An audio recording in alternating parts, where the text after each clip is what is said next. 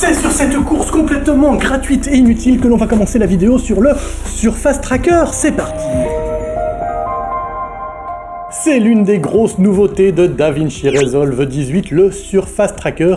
Je vous en ai déjà un petit peu parlé dans cette vidéo que vous pouvez aller revoir si le cœur vous en dit. Et aujourd'hui, on va rentrer un petit peu plus dans les détails et voir un petit peu ce qui est possible et pas possible et le champ des possibles. Et j'ai trop dit possible dans cette phrase qui contient trop de possibles.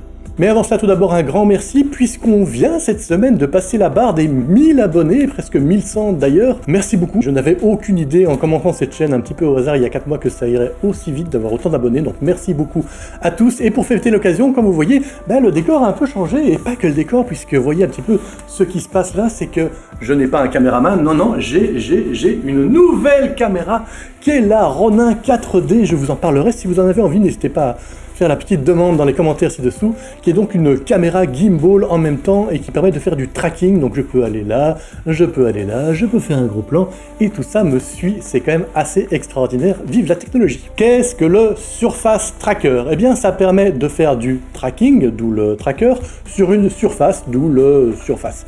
Ils sont pas trop foulés pour le nom, en même temps c'est clair. Et donc ça permet de repérer une surface qui a donc la particularité d'avoir du relief, et sur ce relief on va les repérer, enfin plutôt l'intelligence artificielle de DaVinci Resolve va les repérer des petits points qu'il va suivre dans son mouvement, de manière à ensuite pouvoir mettre quelque chose dessus, une image, qu'elle soit vidéo ou qu'elle soit une image fixe, et de reproduire ainsi le relief par-dessus ce mouvement. C'est assez magique, c'est de l'intelligence artificielle. Est-ce que ça marche bien? Dans quel cas? C'est ce qu'on va voir aujourd'hui. Alors pour cela, on a besoin d'une image en relief, et donc j'ai cette image-ci en relief. Voilà, il y a du relief, on peut dire qu'il y a du relief. Je vous montre un petit peu comment ça se passe. Voilà, clairement il y a du relief, il y a même du mouvement. C'est assez reliefeux. Bon, par contre, vous l'aurez évidemment remarqué, il y a un petit trucage, puisque ce n'est pas en fait vraiment la tête de cette personne. Voici donc le vrai plan original. Voilà, bon, j'aimais pas spécialement me mettre en avant, mais bon, je pense que vous aurez tous reconnu mon corps, donc voilà, c'est à présent nettement plus crédible. Voici donc mon image. Bien, et donc là-dessus, sur ce relief, sur cette surface, on veut rajouter une image. Alors par exemple, sur un corps, on va mettre un tatouage, c'est un bon classique. Mais commençons d'abord par track surfacer ce body. Alors on va dans la partie color, et je vais chercher ici le Surface Tracker. Voilà, alors première question qu'on peut se poser, mais pourquoi est-ce qu'un truc qui est typiquement du compositing d'images, assembler deux images ensemble, se retrouve dans la page qui est consacrée à l'étalonnage, alors que par contre la page fusion, qui est la page consacrée au compositing, il n'y a pas le Surface Tracker? Alors là, aucune idée, ça n'a aucun sens pour moi, c'est très bizarre, je ne sais pas, néanmoins voilà, pour l'instant on va dans la partie color, on a rajouté le Surface Tracker. La première chose à faire, c'est d'aller dans la partie bounce et d'aller choisir quelle est la partie du corps que l'on veut traquer. Alors ici, on va prendre sur la partie bosselée de mon body, toute la surface à traquer par la suite. Voici. Ensuite, on va dans Mesh. Et dans Mesh, immédiatement, il a, de manière automatique, sélectionné une série de points qui vont permettre de déterminer le relief et suivre ensuite ces points. Alors, on peut tout à fait se fier à l'automatique, mais on peut déjà rajouter quelques petits réglages, puisque ici, on peut rajouter ici la limite du nombre de points qui vont être créés. Ici, plus j'augmente, plus il y aura de points. Évidemment, plus il y aura de points, plus ce sera précis, mais plus ça prendra du temps à calculer le tracking. Et ici, c'est l'espace minimum entre deux points. Donc plus l'espace minimum est petit, plus il y a évidemment de chances que l'on fasse plus de points, et donc plus de tracking, et donc plus de temps. À vous de voir ce qui est nécessaire. Là, on a une bonne base, on va partir avec ça. Mais sachez également qu'on n'est pas obligé de partir sur l'automatique, on aurait pu également choisir la partie Uniform Grid. Et à ce moment-là, vous voyez que ça me fait un beau petit pullover en My Kotley. Et on peut donc ici tout à fait déterminer le nombre de rangs de points et le nombre ici de rangs verticaux de points. Et là, évidemment, on peut en mettre énormément, ce qui sera très précis, mais prendra beaucoup trop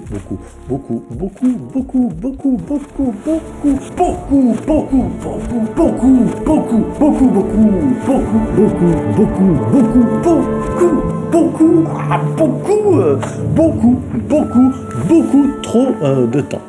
Donc on ne va pas faire ça, on va revenir à l'automatique qui était très bien comme ça. On passe ensuite dans la partie track. Et c'est ici que l'on va lancer le tracking avec le petit bouton magique. Attention, on appuie. Boum! Et c'est parti pour un tracking. Ça va prendre quelques secondes. Ici, on a un clip qui est quoi, une dizaine de secondes. Vous voyez, voilà, ça prend quand même un temps assez important. Par contre, une fois que le tracking est fait, on peut faire tous les changements qu'on veut, c'est en vitesse réelle. Donc ça, c'est quand même bien agréable. Et voilà, le tracking est terminé. On passe à présent dans la partie Result. Et ici, on garde bien le output Warp Input 2 onto 1. Donc on va warper, donc déformer l'input numéro 2 au-dessus de l'input numéro 1. L'input numéro 2, eh bien, c'est le graphique que l'on va rajouter. Et ici, donc, on va rajouter une image fixe qui sera notre tatou. Ici, dans le Media Pool, ici, un tatou que je mets dans mes nodes et je vais ensuite relier la sortie vidéo à l'entrée vidéo, mais également comme c'est un fichier PNG donc qui contient de la transparence, je vais relier ici cette sortie-ci qui contient la couche alpha et la relier ici à l'entrée. On voit déjà que le bas de mon image est apparu sur mon torse glabre, mais évidemment ce n'est pas toute l'image. Alors je retourne ici dans Surface Tracker, je reviens ici dans la partie effet et je dois aller ici dans Overlay Placement. Alors, on peut soit cliquer sur Go to Reference et je peux alors modifier ici, on va faire hop, modifier ici la taille de mon image pour qu'elle rentre dedans. Voilà, c'est une façon de le faire. Mais sachez qu'il y a aussi une autre façon de recadrer l'image, c'est ici d'aller non pas dans Interactive Canva, mais dans Slider. Et ici, du coup, on arrive à des bons vieux sliders avec la position, le zoom et toutes ces choses qui nous sont bien familières. Donc on va partir là-dessus. Je vais dézoomer, je vais descendre, je vais encore un peu dézoomer pour montrer ce beau tatou qui indique tatou, parce que ça fait partie de ces choses intéressantes, tout comme une étiquette sur laquelle il est indiqué étiquette. Une petite rotation, encore un petit déplacement, voilà, parfait. Alors là, le graphique est encore un petit peu net. On va évidemment aller changer ça dans la partie compositing, et je vais ici choisir plutôt un overlay pour qu'il se noie un petit peu dans ma musculature impressionnante. Voilà, c'est déjà beaucoup plus crédible. Voyons ce que donne le résultat. Comme vous voyez, c'est pas mal, mais c'est loin d'être parfait. Hein. Faut pas déconner non plus. On voit quand même ici, il y a des fois, si on regarde ici les bords du tatouage, par rapport aux positions, la position qu'il a, on voit que des fois, vraiment, il glisse par-dessus l'épaule.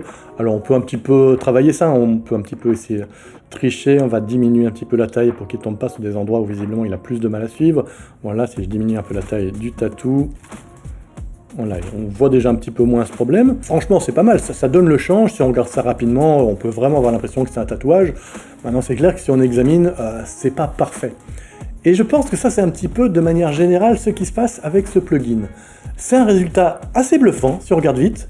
Si on ne regarde pas vite, on voit vite que c'est faux. Si on veut faire vraiment du photoréalisme, on n'y est pas encore vraiment, ou alors peut-être qu'il faut rentrer dans les settings beaucoup plus poussés. J'essaie un petit peu de regarder les différents settings, mais actuellement le mode d'emploi de DaVinci Resolve 18 ne contient pas de partie sur le Surface Tracker. J'imagine que ce sera pour quand on sera sorti de la bêta. Je n'ai pas pu réellement comprendre quelles étaient les différentes raisons d'être de tous les réglages. Donc pour l'instant, voilà, je suis coincé avec quelque chose qui est vraiment pas mal, mais loin d'être parfait. Passons à un autre exemple. On a ici le visage de Guilain, qui semble nous dire « Moi, j'ai une balafre et je t'emmerde. Je l'assume complètement, je suis qui je suis et tu me regardes pas comme ça. Parce que moi je bois de l'eau. Ok ? Ok. » Il est comme ça, Guilain.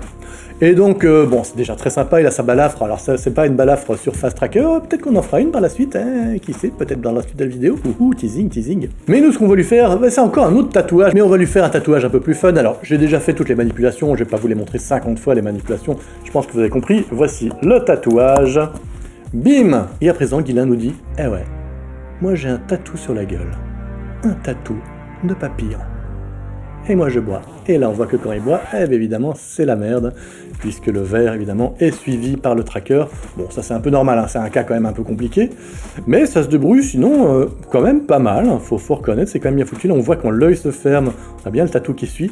Là quand le visage te tourne, je trouve ça assez bluffant, parce qu'effectivement on a bien l'impression de 3 dimensions sur son visage. C'est vraiment bien foutu. Là, quand il relève son visage, c'est très crédible. Et à présent, il va tourner son visage. Et là, je trouve ça vraiment, vraiment très bien foutu. Regardez comme ça suit bien. C'est quand même assez bluffant, faut reconnaître. Par contre, vous voyez ici quand il se retourne, là on voit, il y a le papillon tout d'un coup qui descend un petit peu le long du nez. Donc de nouveau, c'est pas parfait, on voit bien qu'il y a un trucage. Pareil ici, si on observe, vous voyez ici que le tatouage, il dépasse du visage. Donc de nouveau, c'est pas nickel. Donc je suis vraiment pris entre deux feux avec ce plugin. C'est vraiment génial. Mais c'est jamais parfait. C'est toujours c'est entre les deux, quoi. Alors après, je me suis dit, tiens, je vais essayer avec quelque chose d'encore beaucoup plus compliqué. Là, on a vu un visage, un torse, et des choses qui étaient assez lents. Qu'est-ce qui a beaucoup de mouvement? Eh bien, la flotte. La flotte, ça me paraît assez compliqué de traquer quelque chose là-dessus. Donc je me suis dit, il faut absolument essayer. Alors j'ai donc traqué ici un logo. C'est le logo du théâtre L'Improviste. Alors je risque, à partir de maintenant, de temps en temps, de vous parler de ce théâtre parce que, en fait, je suis aussi co-directeur de ce théâtre. Et oui, j'ai une vie multiple avec de nombreuses phases professionnelles. Et donc voilà, je vais vous parler de temps en temps de ce théâtre dédié à l'improvisation à Bruxelles. Le théâtre L'Improviste. Bim, je mets son logo dans l'eau. Et voici son logo. Alors vous le verrez pas très bien du coup, hein, ça fait un peu suspense. On a bien le logo ici qui est déformé par la flotte. Et franchement, c'est pas mal du tout. Et si on pourrait vraiment imaginer qu'il y a une espèce de plaque comme ça en dessous de l'eau qui se déplace. Après, on peut jouer de manière plus ou moins subtile avec l'effet de compositing, un peu plus ou moins d'opacité. Mais franchement, je trouve ça assez crédible. On a vraiment l'impression de quelque chose qui est déformé par la flotte. Donc là, plutôt pas mal. Puisqu'on a parlé de théâtre, on va évidemment se servir d'un rideau de théâtre. Je trouve intéressant le rideau parce que le rideau, c'est plein de courbes, justement, c'est une surface assez complexe. Voyons comment le Surface Tracker s'en tire. Bim, je rajoute mon logo de nouveau de l'improviste, là vous le voyez beaucoup mieux, et c'est parti pour une ouverture de rideau.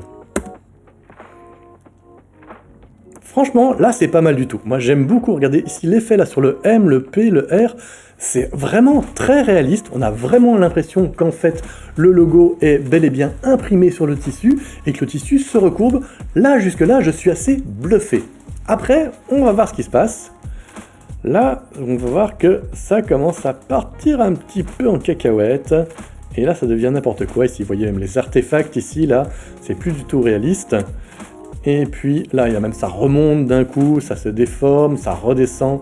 Là, c'est beaucoup plus difficile. Mais honnêtement, il y a un passage, je dirais, cette partie ici, qui est tout à fait crédible et réaliste. Franchement, je verrais ce plan-là, je me dis, bah oui, effectivement, ils ont filmé un rideau sur lequel il y avait le logo L'Improviste, j'y crois tout à fait.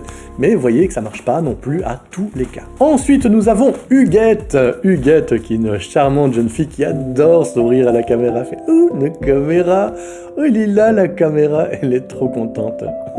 Elle fait des petits signes à la caméra. Sacrée Huguette. Quelle grosse déconneuse. C'est tellement une grosse déconneuse et elle est tellement mignonne et fraîche que, évidemment, j'ai envie de la balafrer. Ah voilà, je suis comme ça, je suis désolé, je ne supporte pas ce qui est beau. Et voici donc la balafre. Alors comment est-ce que ça va tenir dans le mouvement? C'est parti.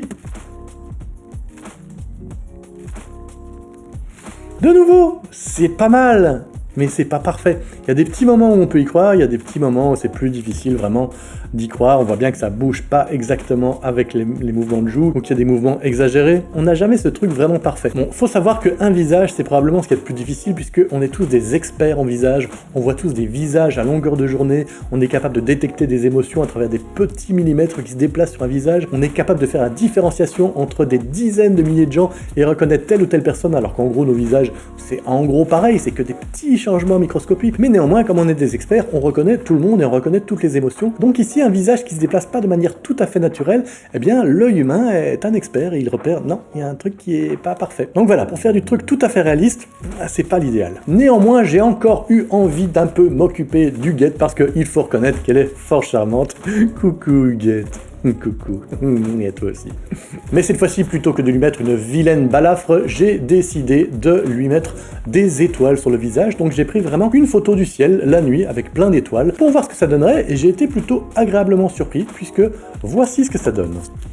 Alors déjà, l'effet à la base est très sympa, on dirait plutôt une espèce de maquillage. Vous voyez, ces maquillages qu'on fait au goûter pour enfants, où il y a beaucoup trop de bruit avec des enfants qui crient et qui courent partout, et c'est insupportable. Donc vous voyez ce genre de goûter. Et imaginons que notre Huguette, elle est partie se faire maquiller, et ça donnerait ceci. Et là, faut reconnaître, c'est pas mal, hein, ça suit vraiment bien son visage. Il n'y a pas vraiment de signes flagrants qui me permettraient de me dire « Ok, ça c'est un plugin, c'est du fake ». Là, honnêtement, très très bon travail du Surface Tracker.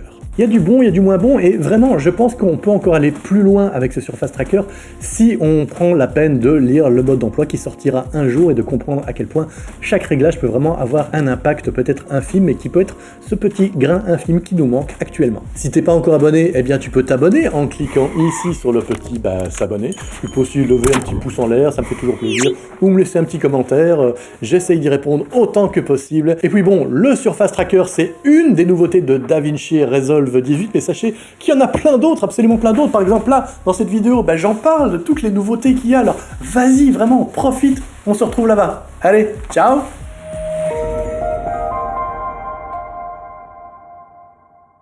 Beaucoup